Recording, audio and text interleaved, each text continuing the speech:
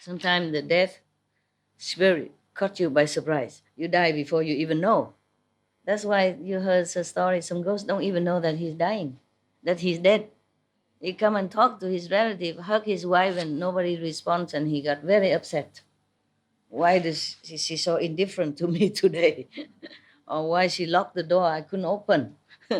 Thing like that, yes. Because they don't understand that they're dead already. It takes some time.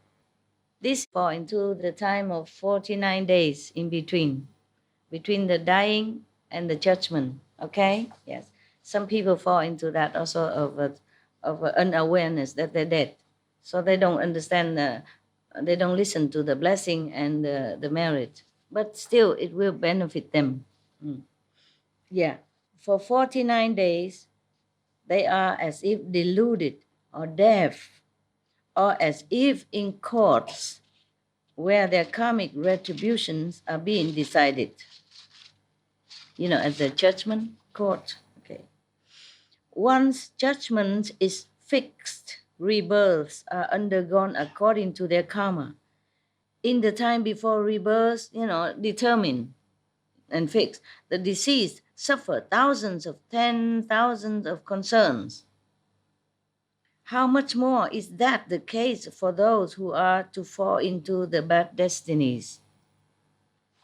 During that time, before he's judged to go where and where, he's already very worried.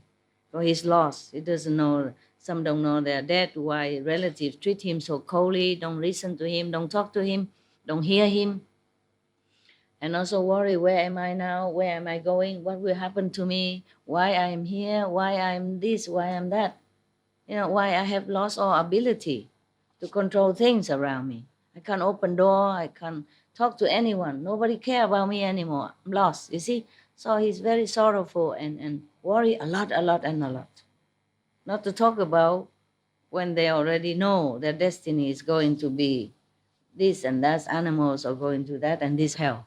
So 49th day is the time that we could decide his fate for him or her fate for her. We have to pray, make offering, take his possession out. If can, then sell all his possession and give it to the poor people, the church, the temple, to good charity cause. But of course, if he has children and all that, must leave some for them to survive. Just take whatever can, Then he will be liberated. Throughout 49 days, those whose lives have ended and who have not yet been reborn will be hoping every moment that their immediate relatives will earn blessings powerful enough to rescue them. That's why sometimes they come back in your dream or they appear shortly before you, but they can't speak too much sometimes. They can't talk, they just look sad, and then they need your help. And immediately.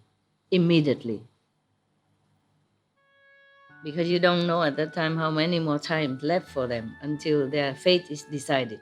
Once their fate decided by the church, nothing you can do anymore.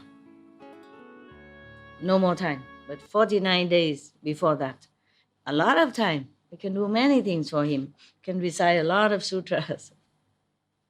At the end of that time, the deceased will undergo retribution according to their karma. If someone is an offender, he may pass through hundreds of thousands of years without even a day's liberation. If someone's offenses deserved fivefold uninterrupted retribution, he will fall into the great hells and undergo incessant suffering throughout hundreds of thousands of eons. That's his billion, trillion, gazillion of years. Okay? Imagine it's you. Imagine you're there helpless, being tortured day and night, every second of your life.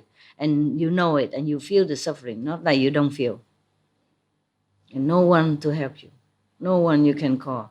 Too much suffering, you can't even open your mouth. You can't even remember to pray. So do pray before.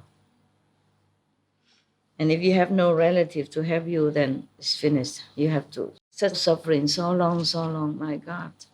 How terrible. Imagine if it's you. It's how unbearable, how terrible, how horrible. God, I don't ever wish anyone have to go through this. Everything in this world is illusion, but the law of the world is not illusion. The law of karma is not. You will feel it if you're not liberated from the law of karma, either through the master power or through the faith in Buddhas, or doing good deeds, and always keep vigilant on your life. Everything you do, you think, you speak, must be always good and pure, okay? Pure intention.